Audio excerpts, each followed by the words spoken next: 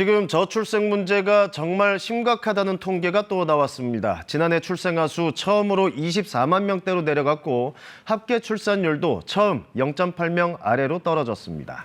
여기에 사망자도 크게 늘면서 인구 감소 속도가 더 빨라질 거라는 우려가 커지고 있습니다. 첫 소식 이승훈 기자입니다.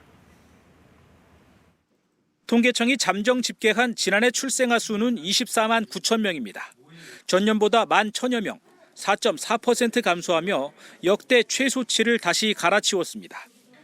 출생아 숫자는 2017년 40만 명 아래로 떨어진 뒤 3년 만에 30만 명 선이 무너졌고 이번에는 25만 명 아래로 내려갔습니다.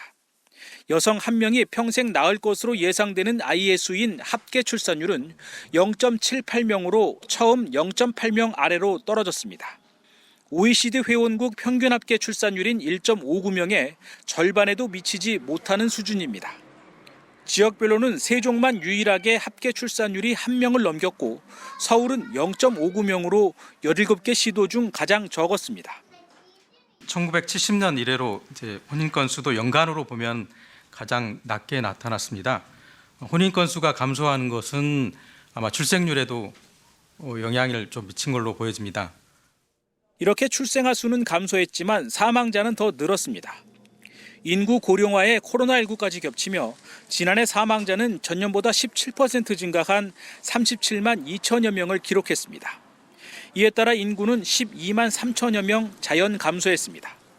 5만 7천여 명 자연 감소를 기록했던 전년보다 감소폭이 2배 이상 확대된 겁니다. 2020년 처음으로 자연 감소로 돌아선 이후 해마다 감소폭이 더 커지는 추세입니다.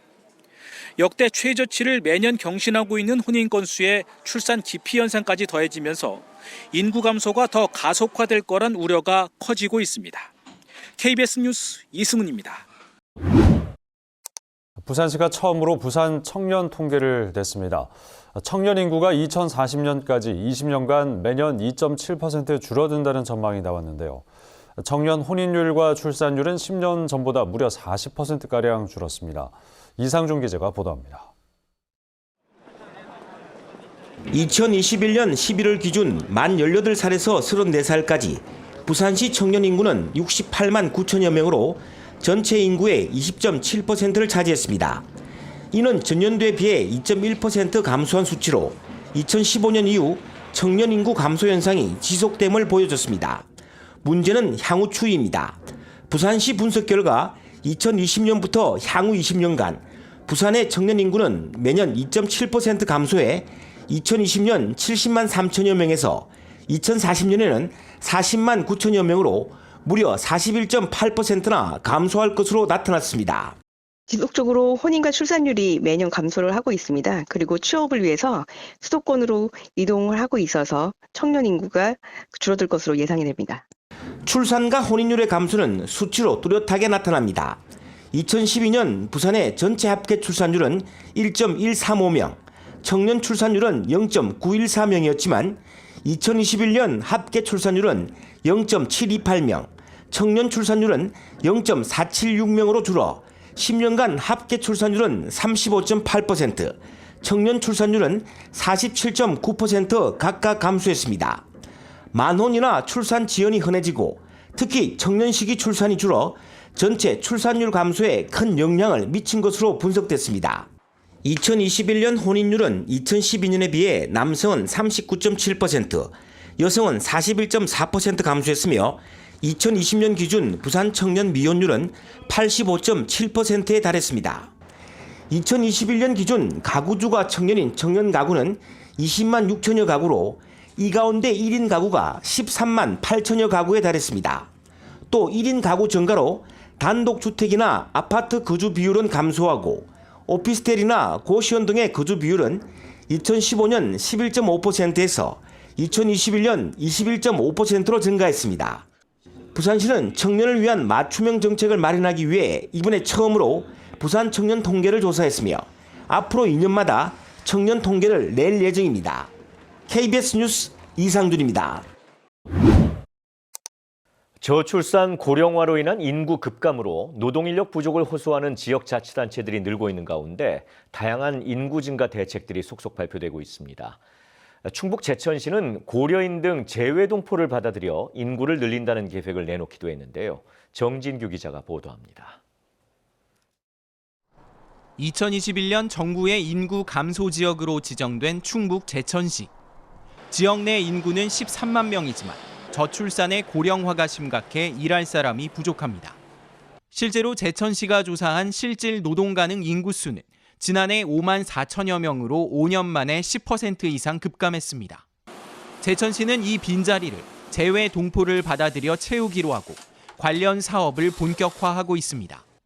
조례를 만들어 재외 동포가 이주할 경우 주거와 생활, 의료 지원은 물론 한국어와 취업 등의 교육까지 제공할 계획입니다. 사실상 지역 주민들과 동등한 지위를 부여하는 것으로 재외 동포를 장기적인 새 인구 유입원으로 삼겠다는 전략입니다. 생산 노동력을 확보할 수 있는 인구 증가로 정책 기조가 좀 변화되고 있습니다. 그래서 외국의 우수한 인재를 영입하는 것이 인구 증가나 지방 소멸에 대응할 수 있는. 특히 키르기즈스탄 등 중앙아시아 세 곳에 협력 사무소를 두고 고려인과 그 후손들의 이주를 홍보할 방침입니다. 젊고 우수한 동포 가족들의 대규모 정착 사업을 추진하겠습니다. 이들은 기업체 구인난과 인구 감소에 대한 대응책으로 매우 유효하게 기여할 것입니다. 제천시가 이주를 목표로 한 재외 동포는 1,000여 명으로 지역 내 전체 등록 외국인의 60% 수준입니다. 다만 SNS를 중심으로 원주민과의 갈등 등 각종 부작용을 우려하는 목소리도 나오고 있어 주민 의견 수렴 과정이 필수적이란 지적도 나오고 있습니다. KBS 뉴스 정진규입니다. 충북 단양의 한 마을에 현수막이 걸렸습니다. 올해 초 세상에 나온 아이를 반기는 현수막인데요. 지역 소멸 위기에 처한 농촌 지역에서 출생을 장려하기 위한 여러 지원이 이어지고 있습니다. 보도에 민수아 기자입니다.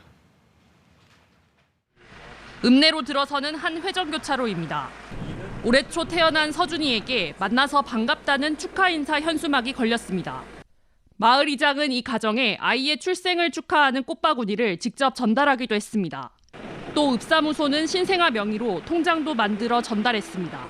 축하해주는 의미에서 작은 이벤트성으로 저희들이 준비를 해서 하고 있는데요. 단양군 전체의 그 첫 번째 출생 신고자입니다. 그래서 그 군에서도 특별히 관심을 가지고 있고요.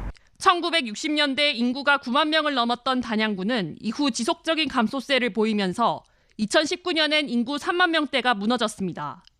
지난해 일부 읍면에서는 출생아가 아예 없이 인구 자연 감소가 진행 중인 곳도 있습니다.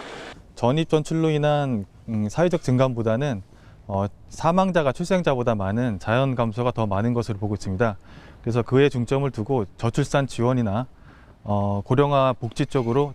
지역 소멸 위기의 대부분 농촌 지역에서는 난임 부부 시술비와 산후조리비 지원 등 출산율을 높이기 위한 각종 지원이 이어지고 있습니다. 하지만 좀처럼 회복되지 않고 있는 인구 감소세에 귀한 신생아를 맞이하는 새로운 풍속도가 생겨나고 있습니다. KBS 뉴스 민수아입니다.